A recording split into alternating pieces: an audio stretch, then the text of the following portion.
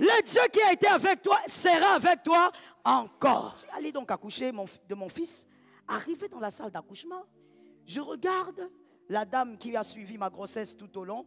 Et c'est la même qui a suivi la grossesse de la seconde. Je vois un médaillon très bizarre. Je regarde le médaillon. Et là, tout de suite, le diable chuchote. C'est fini. Tu es venu te livrer. Non seulement tu as des messages de mort, mais regarde qui va s'occuper de ton accouchement. Tu as vu ça? Tu es fini. Aujourd'hui, tu es la chèvre ici. Sur cette table, tu vas rester ici.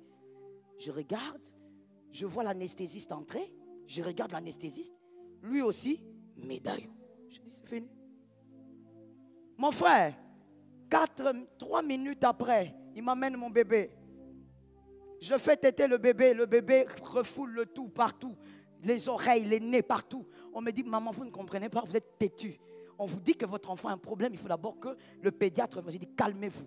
Laissez-moi d'abord avec l'enfant là. Mon frère, c'est que tu as entendu de Dieu, que personne ne vienne mettre des épices.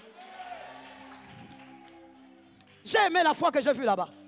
Je réponds pour celui qui dormait. Avant que Jésus ne te délivre, il doit d'abord te faire comprendre que ton trou là, il est profond. Qu'aucun homme ne peut te sortir de là. Même pas ton papa, même pas ta maman, personne.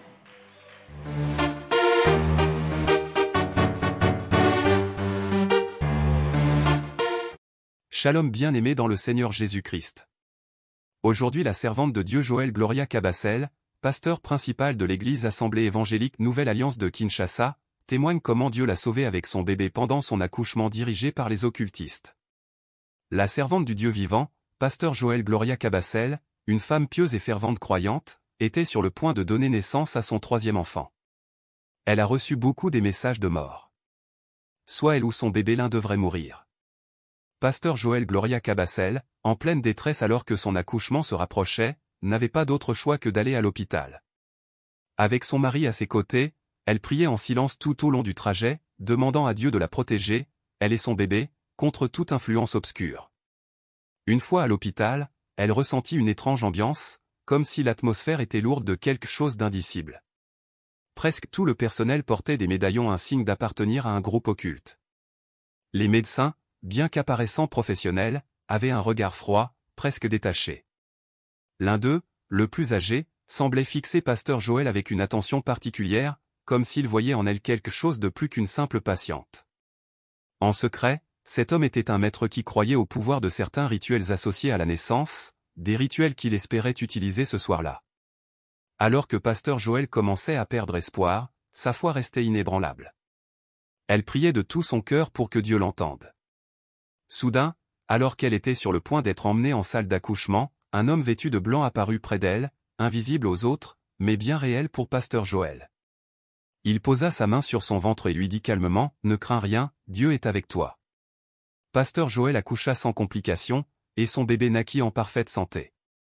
Le médecin principal, frustré de ne pas avoir pu réaliser ses intentions cachées, regarda pasteur Joël une dernière fois avant de quitter la pièce. Dans son cœur, il savait que quelque chose de plus grand que lui avait agi cette nuit-là. De retour chez elle, pasteur Joël remercia Dieu pour sa protection. Elle sut alors que, même face à l'inconnu et aux forces mystérieuses, la foi en Dieu avait été son plus grand bouclier. Suivez tout de suite l'intégralité du témoignage. Abonnez-vous, aimez et partagez afin d'apporter l'évangile de Jésus-Christ aux nations, car il y aura plus de joie dans le ciel pour un seul pécheur qui se repent. Que la bénédiction de Dieu soit votre partage dans le nom puissant de Jésus-Christ. Amen. Lorsque je suis allé accoucher de mon fils, déjà il y avait beaucoup de messages de mort, beaucoup, venant de partout.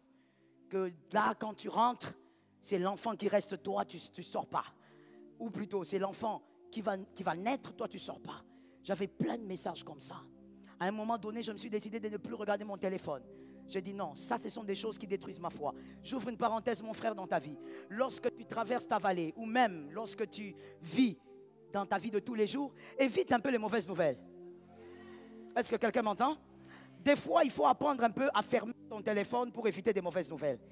Et des fois, vous savez, je ne sais pas si vous avez des gens comme ça, mais moi j'en ai. Des personnes, quand vous voyez son nom, vous refusez d'ouvrir le message. Parce que lui ne donne que des mauvaises nouvelles. Moi j'ai des gens comme ça. Ils sont à peu près à 15. Ces personnes-là, dès que je vois sur WhatsApp son nom entré, je vous dis, je n'ouvrirai pas ça. Jusqu'à même une semaine. Parce qu'il n'a que des mauvaises nouvelles. Il est négatif même par rapport à sa propre vie. Mon frère, trop de négativité vous entoure aussi d'un aura de négativité. Il faut aimer les choses positives qui vous amènent à croire en vous. À croire en ce que Dieu a déjà fait. C'est pourquoi même par rapport aux informations, fais attention avec ces chaînes-là qui ont toujours des mauvaises informations. Non, c'est fini. Bientôt là, le Congo va brûler. Ah, des gens tellement négatifs.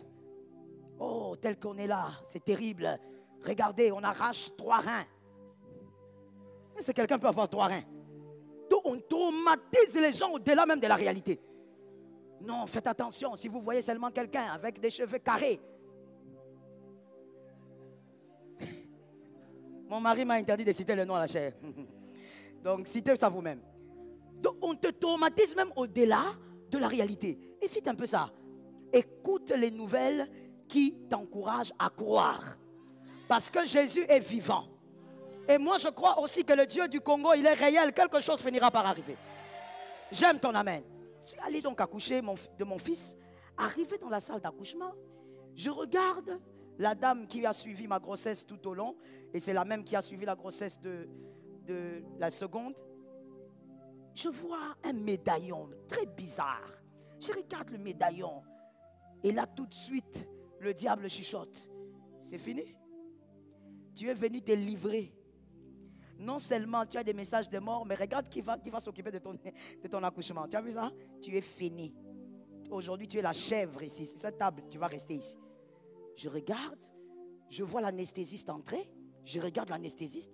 Lui aussi, médaillon. Je dis, c'est fini. Qu'est-ce qui m'a envoyé de venir ici? Qu'est-ce qui se passe ici? Je vois un autre monsieur qui vient là pour essayer... Ah, Madame Yass, vous nous faites souffrir, hein? Il vient là pour essayer de me garder éveillé. Il me raconte n'importe quoi. Il est en train de me raconter des choses qui me font même dormir. Lui aussi court mes médaillons. Il y a d'autres gens qui n'aiment pas leur vie. Hein? Je regarde, je dis, ah, mais je suis entouré des francs-maçons ici. Mais comment je vais m'en sortir? À un moment donné, je ferme les yeux. J'entends le Saint-Esprit me dire, tu vois ici, si la main de Jésus ne te sort pas, tu ne sors pas d'ici. Je ne dis pas le diable, je dis Jésus. Pourquoi? Parce qu'avant que Jésus ne te délivre, il doit d'abord te montrer la profondeur du trou dans lequel tu es. J'ai aimé la foi que j'ai vue là-bas.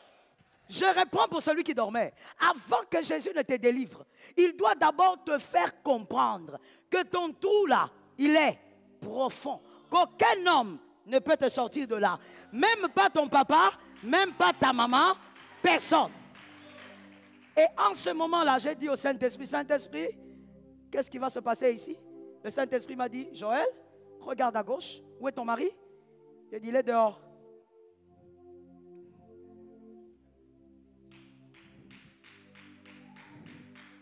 Il me dit, où est ton papa? Celui qui t'a toujours aimé, qui suivait tout ce dont tu avais besoin, même les détails. Qui ne t'a jamais laissé aller à l'école à pied. Il est où? J'ai dit, mon papa, il est à des kilomètres. Où est ta maman? Ma maman est dans la tombe. Où sont tes frères? Vous êtes 12. Ils sont où? J'ai dit, ils ne sont pas là. Tu es ici avec qui? Je suis seul. Je suis seul. Le Saint-Esprit, pendant que moi j'avais les yeux fermés, eux ne savaient pas, mais j'étais en train de discuter avec le Saint-Esprit. Je lui ai dit, Saint-Esprit, je suis seul. Il dit, est-ce que tu reconnais que tu es seul? Il dit, je suis seul. Est-ce que tu as besoin de moi? Je lui ai dit, maintenant, il faut que tu fasses quelque chose. Maintenant, il faut qu'on sache que celui que moi je prie à genoux là, il est vivant et il est réel. Et c'est là que j'ai reçu la promesse sur le lit, mon frère. Avec ce monsieur-là qui me racontait des histoires sur Mobutu, dont je ne me souviens même pas. Pendant que j'étais sur le lit, le Saint-Esprit, pendant tous les 9 mois de grossesse, où j'avais des messages de mort, il ne m'avait donné aucun message. Mais ce jour-là sur le lit, il me dit, Joël, je suis entré avec toi. Je sortirai avec toi. Et il me dit, ce n'est pas pour toi que je le fais. Le Saint-Esprit est terrible. Hein? Mon frère, fais attention avec le Saint-Esprit. Le Saint-Esprit, il me dit, ce n'est pas pour toi. Je le fais afin que les hommes sachent que même si le vent se lève, je suis celui qui apaise le vent. Mon frère, je suis sorti de cette salle-là avec mon bébé. Arrivé là-bas, on vient encore, la maman, la façon vient encore. Maman Joël, est-ce que vous avez des problèmes cardiaques dans votre famille? J'ai dit non, et ça ne me concerne pas. Est-ce que dans ta belle famille, il y a des problèmes cardiaques? Non, et ça ne me concerne pas. Amenez-moi mon bébé. Pour l'instant, il faut d'abord garder le bébé. J'ai dit, vous allez m'amener cet enfant-là. Non, on a constaté, il n'y a pas de constat. Vous allez m'amener le bébé. Le Dieu qui m'a dit que je sortirai, c'est le Dieu qui va sortir l'enfant en bonne santé. Je prophétise au nom de Jésus, le Dieu qui t'a soutenu te soutiendra encore. Le Dieu qui a été avec toi sera avec toi encore. Oh, assieds-toi que je te parle, que je finisse. Mon frère, 3 minutes après, il m'amène mon bébé. Je fais téter le bébé refoule le tout partout. Les oreilles, les nez, partout. On me dit, maman, vous ne comprenez pas, vous êtes têtu. On vous dit que votre enfant a un problème, il faut d'abord que le pédiatre vous dit, calmez-vous. Laissez-moi d'abord avec l'enfant là. Mon frère, c'est que tu as entendu de Dieu, que personne ne vienne mettre des épices. Je répète ça, tu vas dire ça à un voisin. C'est que tu as entendu de Dieu, que personne ne mette les épices dedans. C'est que Dieu a dit reste comme ça. Oh non, tu vois, Dieu t'avait dit, mais il faut toujours essayer. On ne va pas mettre d'épices dedans. C'est que Dieu a dit va se faire comme Dieu l'a dit. Quand Dieu a parlé, il n'était pas ivre. Dieu ne souffre pas d'ivresse. Dieu ne souffre pas d'ivresse. Dieu n'est pas alcoolique. Ce que Dieu a dit, c'est fait exactement avec les points et les virgules. J'ai pris mon bébé.